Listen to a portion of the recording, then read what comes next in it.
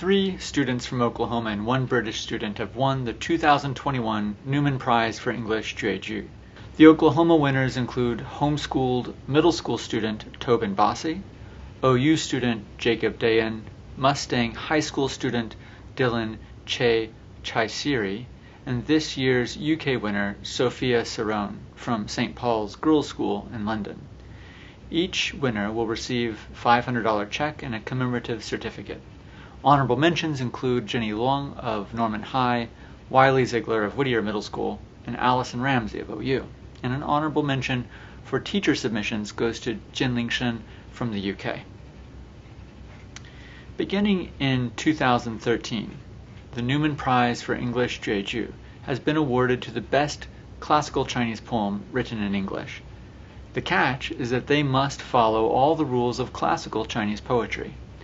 The Jueju is a traditional quatrain, or a poem of 4 lines, with either 5 or 7 characters, or monosyllabic words, that typically follow a strict list of composition rules.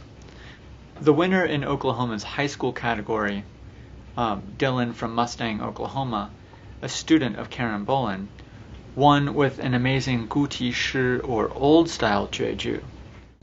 Scarce clouds, vast sky, warm swift winds, calm stream, bright bloom, oak birch blend. Faint voice, still dark, one last cast, sunfall, moonrise, sweet day end. Dylan's poem captures an eternal moment, familiar to many in Oklahoma, the last cast of a fishing line at dusk, before calling it a night.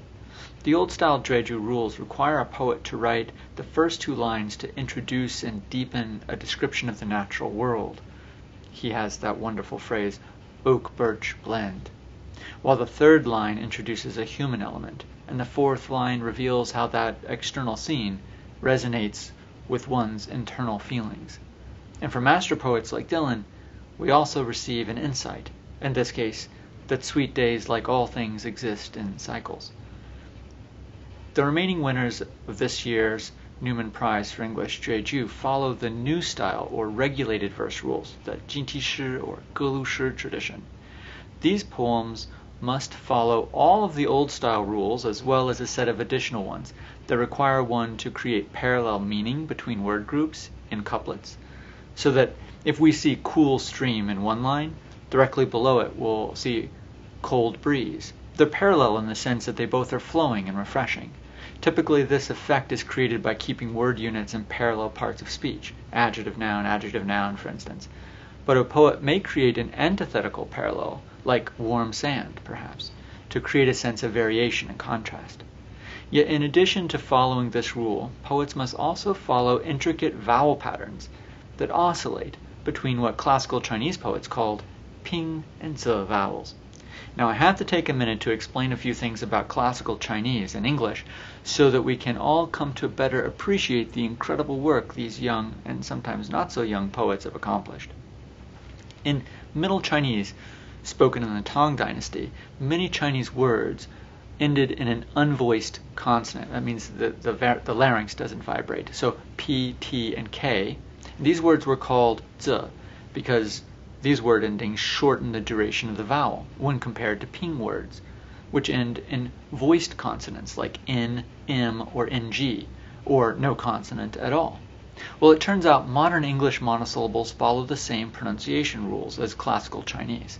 But our zi words can end in a variety of other unvoiced consonants like S, CH, the ch, or F, or the unvoiced TH like with, while all other words in English are ping. So an example would be the ping word sky, it's with a long I sound, becomes a zi word if we add a P to it, Skype, shortens the sound of the vowel. The ping word log versus the zi word lock, and so on. Once a Chinese or English poet can discern the difference between ping and zi categories, one can bring monosyllabic English words into perfect balance by alternating them between ping and zi sounds, both horizontally in the lines as well as vertically between them. For more information about the English Jueju form, the new style in particular, you can visit the website. All right, let's listen to these new style poems with the UK winner Sophia Cerrone, St. Paul's Girls' School, London. Her poem is a Z start, new style Jueju. Sophia Cerrone, age 15, from St. Paul's Girls' School in London. Reba. Cold mist, fresh buds, small chicks sing, thin haze, sweet scent, wind chimes ring, clear stream, lush grass, young child shifts, new birth, bright dawn, once more, spring. Sophia's poem follows this ancient Z start vowel pattern. We can see that the first line's word units are parallel in meaning with the second line, as pairs of words like cold mist and thin haze, right? Or fresh buds and sweet scents, or even small chicks sing with wind chimes ring, all have that unmistakable sympathetic resonance. The meanings may be perfectly parallel, but their vowels are perfectly antithetical. They are opposite. There's a unit ending in a Z sound, followed by one ending in a ping sound, below and following in the line. In this way, Sophia's poem reveals the possibility to bring language itself into harmony and balance, the yin and yang of both the meaning and the sound of words. Meanwhile, the poem's message develops from nature to human emotion and the message of new beginnings. Our Oklahoma middle school winner Tobin Bossie of Norman has his own Z start new style Jueju. Hi, my name is Tobin Bossie. I am from Norman, Oklahoma, and my poem is a Z start new style Jueju.